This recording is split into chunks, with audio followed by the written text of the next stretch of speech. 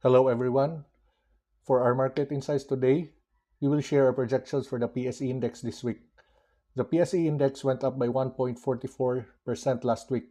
The uptick last week was because of better global market conditions and the interest rate cut by the BSP. Global market conditions improved because of tensions in the Middle East subsiding. Stock markets all over the world went up. For one, USA's Dow Jones was up by 0.96% last week. The BSP also cut interest rates by another 25 basis points or 0.25%. This is the second interest rate cut by the BSP this year. An interest rate cut is good for the PSE because it stimulates economic activity.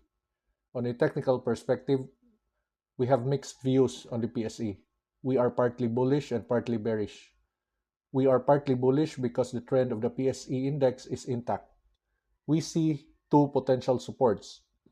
First is this trend support. The PSE index is currently at its trend support.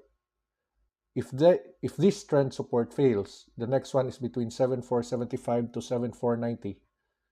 The PSE index must not close below 7475 so it will not form a lower low. If it forms a lower low, it could be a start of the downtrend.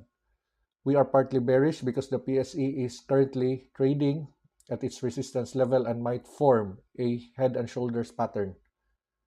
The PSE index is at its major resistance level. This is the weekly chart since 2020. The PSE index has a resistance between 7450 to 7560. It is currently just a few ticks below that level right now. On a daily time frame, the PSE index is forming a possible head and shoulders pattern. A head and shoulders pattern is a bearish pattern. If the pattern is successful, the PSE index might drop all the way down to 7,000. What are the factors to look forward to this week? First, monitor the Middle East tensions. If the tensions will escalate, it will drag stock markets down. Though the situation in the Middle East is improving, anything could still happen anytime. Then, company third quarter earnings could provide some boost for the PSE index. Companies are expected to have good third quarter figures due to the low base effect and improved economic conditions. Low base effect means previous figures are low, so it is very likely that current figures are better. So for this week, it is best to be defensive in the PSE. Though things are now better, there is still uncertainty because of the Middle East tensions.